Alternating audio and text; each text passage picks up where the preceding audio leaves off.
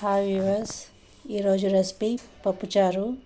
దానికోసం గ్లాసు పప్పు తీసుకున్నాను. బాగా శుభ్రంగా కడుక్కోవాలన్నమాట.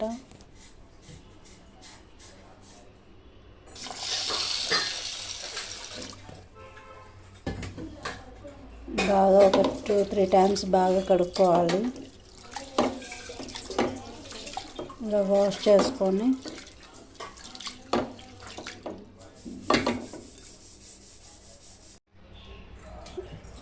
వాష్ చేసుకున్నాం కదా, ఇందులోనే కొంచెం వాటర్ వేసుకోవాలి. గ్లాస్ పప్పు కాబట్టి గ్లాసున్నర వాటర్ వేసుకోవాలి. గ్లాసున్నర వేసుకొని ఇందులోకి నేను టొమాటోస్ యాడ్ చేసుకుంటున్నాను. టొమాటోస్ 2-3 వేసుకుంటున్నాను. ముందుగానే కట్ చేసి ప్రిపేర్ చేసుకొని పెట్టుకున్నాను. అలాగే ఒక 2-3 పచ్చిమిర్చి కూడా వేసుకుంటున్నాను. ఇలాగా హాఫ్ ఇలా కట్ చేసుకొని ఇలా వేసేసుకుంటున్నాను.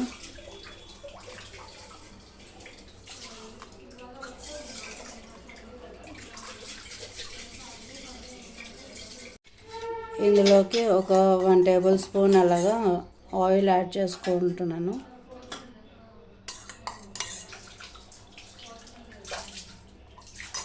పసుపు కూడా ఒక టేబుల్ స్పూన్ యాడ్ చేసుకుంటున్నాను. ఇప్పుడైనా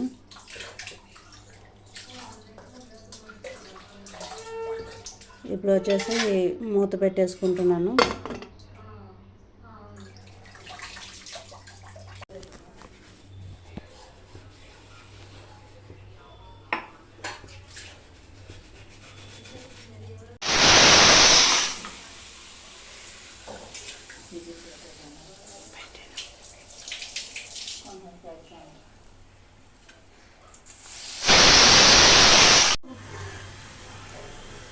ఇప్పుడు విజిల్స్ అయిపోయినాయండి.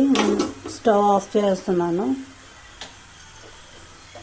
కోసం ముందుగా ప్రిపేర్ చేసుకున్నాను బెండకాయలు, ములంకాయలు, క్యారెట్స్, అలాగే ఆనపకాయ ముక్కలు వాటర్లో వేసుకున్నాను, సోక్ చేసుకున్నాను.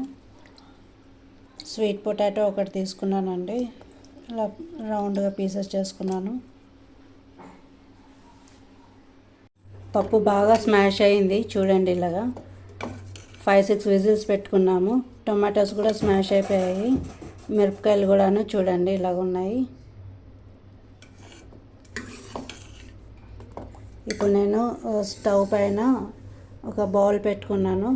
స్టవ్ వెలిగించుకున్నాను. ఇందులోన కొద్దిగా వాటర్ ఇందులోనే ఇప్పుడు ఆయిల్ వేస్తున్నానండి.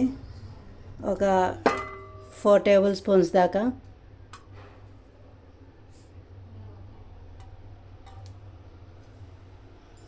ఇందులోనే నేను ఫస్ట్గా కట్ చేసుకున్నాను కదా మునంకాడలు, క్యారెట్స్, అవన్నీ ఇప్పుడు ఫ్రై చేసుకోవడానికని ఇందులో వేస్తున్నాను.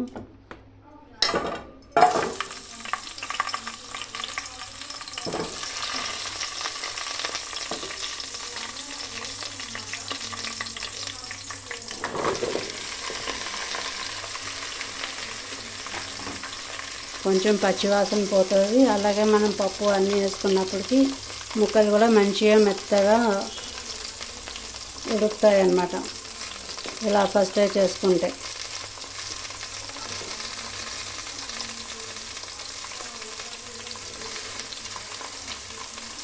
బాగా కలుపుకోవాలి ఇలా వేసుకొని. ఎందుకంటే మనం ముక్కలే మనం ఫ్రై చేస్తున్నాం ఇప్పుడు, అందుకనేసి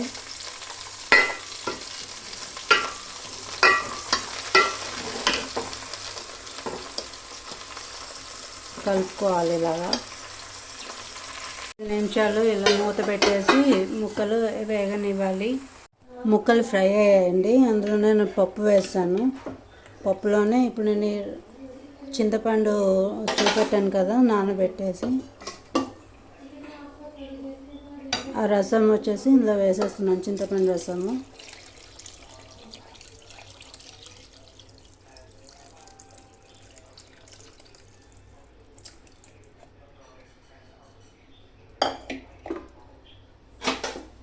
ఇప్పుడు ఇది వచ్చేసి బాగా కలుపుకొని ఫ్లేమ్ కూడా మనం హై ఫ్లేమ్లోనే పెట్టాలి. ముక్కలు అన్నీ వచ్చేసి మంచి పీసెస్ అన్నీ బాగా ఉడకాలి కదా. ఇంకా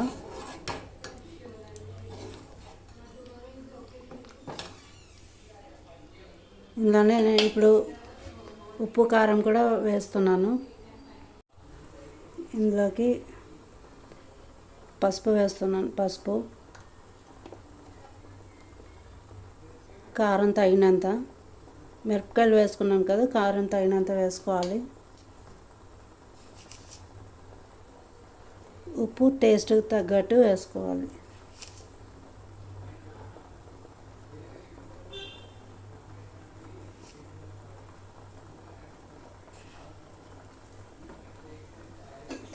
ఇవన్నీ బాగా కలుపుకోవాలి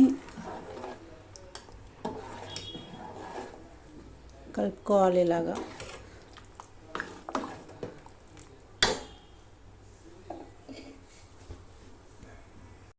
ఇప్పుడు తాలింపు కోసం స్టవ్ వెలిగించుకున్నాను. కళాయి పెట్టుకున్నాను.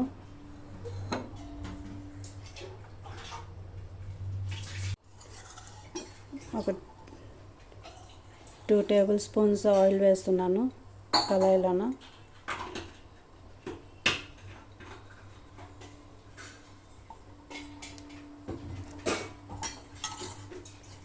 ఇందులోన కొద్దిగా వేడెక్కాక పోపు దినుసులు, ఆవాలు,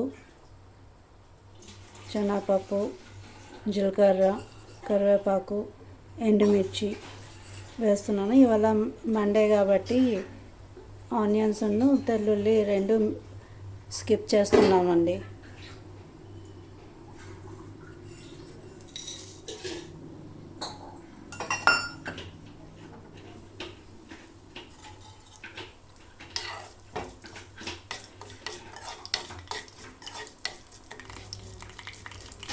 తాలింపు ఫ్రై అయిపోతుంది.